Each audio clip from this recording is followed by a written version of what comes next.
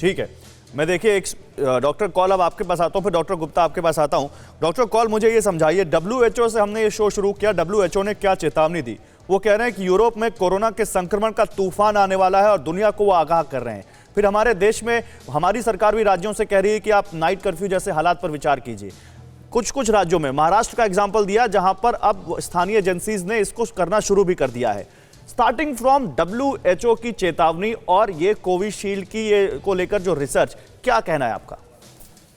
नमस्कार। देखिए, बहुत ही स्मार्ट क्वेश्चन आप पूछ रहे हैं, क्योंकि मैं डाटा को बहुत क्लोजली फॉलो करता हूं। तो मैं ये बात आपके शो पे एक्चुअली कुछ 4 महीने पहले हम इस पे बात कर चुके थे कि बहुत कन्विंसिंग डाटा है कि 6 महीने के बाद बॉडी टाइटर्स ड्रॉप होते हैं, बूस्टर लगाएंगे तो 20% बढ़ते हैं। First responders, health care workers जो कि ब्लंट ऑफ द स्टॉर्म को फेस करते हैं, उनको डेफिनेटली बूस्टर्स लगने चाहिए, हर कंट्री में लगने चाहिए। इसके पीछे बहुत डाटा है, बहुत ज्यादा डाटा है, 4 महीने पुराना डाटा है।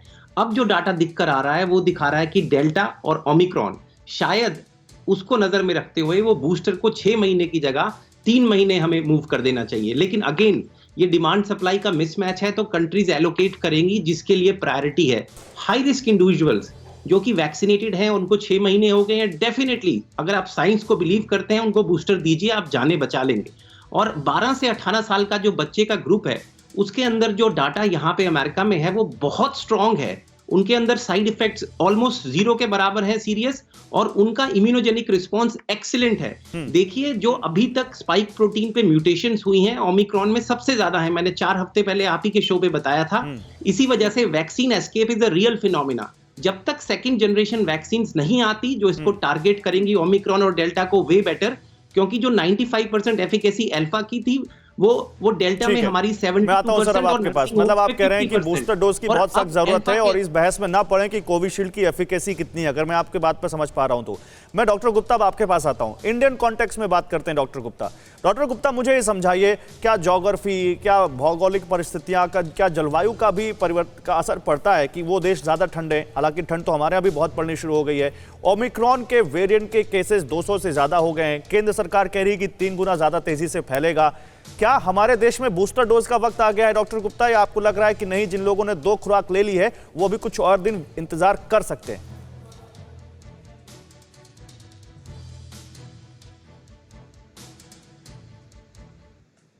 डॉक्टर गुप्ता, आप तक मेरी आवाज आ रही है?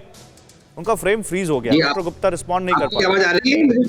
हाँ, अब आपकी आवाज आ रही है, लेकिन आपका फ्रेम फ्रीज है, आपकी आवाज ही आ रही है। आप बोलिए, मैं PCR से कहूंगा कि वो फ्रेम सही करें। जी बोलिए।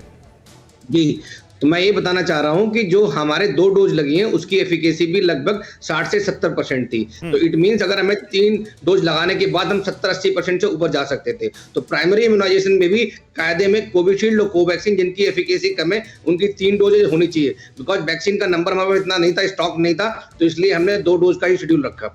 अब चूंकि इतनी सारी स्टडी आ गई है कि मिनिमम 3 मंथ और एवरेज 6 मंथ और 9 मंथ के आसपास तो सब लोगों की एंटीबॉडीज लगभग वीन ऑफ हो जाती हैं। दोबारा वो लोग वल्नरेबल या हाई रिस्क पर जाते हैं, दोबारा री इन्फेक्ट हो सकते हैं। तो इसलिए हर हालत में जो भी फ्रंटलाइन वर्कर्स हैं, कोमॉर्बिड लोग हैं, नहीं तो बूस्टर डोज जिन्होंने 2 वैक्सीन लगवा ली, और कितने गैप के बाद, मान लीजिए किसी ने अगर मार्च में वैक्सीन लगवा ली या अप्रैल में वैक्सीन लगवा ली, जिसके 2 डोज हो गए अप्रैल, क्योंकि जनवरी से लगनी शुरू हो गई थी हमारे हेल्थ वर्कर्स को, तो क्या उनको बूस्टर डोज दे दें आज? जितने भी लोग जिनको फरवरी मार्च अप्रैल में लगी उनको बूस्टर डोज लगनी चाहिए। एवरेज टाइम 6 मंथ है। आइडियली जो हमारी जो वैक्सीन है कोविशील्ड कोवैक्सीन, उसको 6 मंथ का बूस्टर लग जानी चाहिए। चलिए ठीक है, मैं आता हूं, आपको 6 महीने में बूस्टर डोज लग जानी चाहिए। लेकिन इस बीच जम्मू से एक बड़ी खबर आ रही है। डॉक्टर गुप्ता आगे बात करेंगे आपसे, आपके पास आऊंगा मैं, आपको कुछ कहना है मैं आप ही के पास आऊंगा, लेकिन पहले खबर दिखा दूं। जम्मू में कोरोना के ओमिक्रॉन वेरिएंट का पहला केस मिल गया है। जम्मू में 3 लोग ओमिक्रॉन वायरस से संक्रमित पाए गए हैं। भारत में ओमिक्रॉन के केस बढ़कर 220 तक पहुंच चुके हैं और अब तक 14 राज्यों में ओमिक्रॉन वेरिएंट के मरीज मिल चुके हैं। सबसे ज्यादा महाराष्ट्र और उसके बाद दिल्ली, इन 220 में आधे तो इन 2 राज्यों में ही है, महाराष्ट्र में और दिल्ली में, और उसके बाद अलग अलग राज्यों में अब ओमिक्रॉन मिलता जा रहा है। जम्मू कश्मीर में भी मिल चुका है और कुल 14 राज्य हो गए हैं देश में जहां ओमिक्रॉन वेरिएंट के मरीज मिल चुके हैं। डॉक्टर गुप्ता, अपनी बात पूरी करिए आप सर। तो मैं ये कह रहा था कि जितने लोग जिनको 6 महीने हो चुके हैं उन सबको लगनी चाहिए। और दूसरी बात, कोविशील्ड जिनको लगी है, कोविशील्ड बनी है स्पाइक प्रोटीन से, और ओमिक्रॉन में जितनी भी म्यूटेशन हुई है वो स्पाइक प्रोटीन हुई है। तो मिक्स डोज पॉलिसी लानी चाहिए। जिन लोगों को कोविशील्ड लगी है उन सबको थर्ड डोज कोवैक्सीन की लगनी चाहिए, बिकॉज कोवैक्सीन एक किल्ड वायरस या किल्ड वेरिएंट की बनी हुई है। तो चांसेस ये है कि अगर कोई मेजर म्यूटेशन भी हो रहा है, मेजर डिफेक्ट भी आ रहा है, मेजर चेंजेस भी हो रहे हैं जीनोम में, तो भी कोवैक्सीन ज्यादा इफेक्टिव होगी एज कोविशील्ड। डॉक्टर रावत, आपका क्या कहना है इस बात पर, जो बात डॉक्टर गुप्ता कह रहे हैं कि एक तो मिक्स डोज, दूसरा 6 महीने का गैप हो गया तो बूस्टर डोज तुरंत दो? यही रिकमेंडेशन पूरे वर्ल्ड से आ रही है कि 6 महीने के बाद बूस्टर डोज लग जाना चाहिए। लेकिन यहाँ पर एक कैच है गौरव जी, कि जितनी भी एडवाइजरी बॉडी है, जो टॉप एडवाइजरी बॉडी है, वो ये कहते हैं जो बूस्टर डोज हो उसका प्लेटफॉर्म आपकी फर्स्ट 2 डोज से डिफरेंट हो।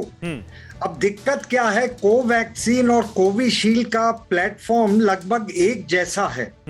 तो अगर बूस्टर डोज हम दें तो उसमें जो नई वैक्सीन हमारे यहाँ आ रही हैं, बायोलॉजिकल ई आ रही है, नोवावैक्स आ रही है, जी। तो इसकी तरफ भी गौर देना जरूरी है, क्योंकि जो बायोलॉजिकल ई है वो antigenic part of the virus से बनती है, और जो नोवावैक्स है वो रिकॉम्बिनेंट नैनो पार्टिकल होते हैं। और हमारे यहाँ भी मैसेंजर आरएनए वैक्सीन डेवलप हो रही है, जो कि जेनोवा फार्मास्यूटिकल वालों ने करा है, और हमारे पास डीएनए वैक्सीन भी आ रही है। तो अभी हमें ये देखना है कि सेम प्लेटफॉर्म या डिफरेंट प्लेटफॉर्म, एक ये देखना है। दूसरा ये देखना है कि जो वैक्सीन है, जो बूस्टर वैक्सीन है, उसका प्रपोज्ड एज ग्रुप क्या होगा, टाइम क्या होगा, और कॉम्बिनेशन क्या होगा। सर देखिए, देखिए अभी हम लोग बात कर रहे हैं कि ओमिक्रॉन तूफान ला सकता है। WHO ने ये चेतावनी दी है। कोरोना धर्म नहीं देखता, जात नहीं देखता, अमीर गरीब ऊंच नीच नहीं देखता। कोरोना सिर्फ मौका देखता है, लेकिन आप उसे मौका मत दीजिए। बस इतना कीजिए, जब कभी दफ्तर से, बाजार से घर लौटिए तो इतना ख्याल जरूर रखिए, कहीं आपके साथ कोरोना आपके घर तो नहीं जा रहा। भूलिए मत, कोरोना अभी जिंदा है।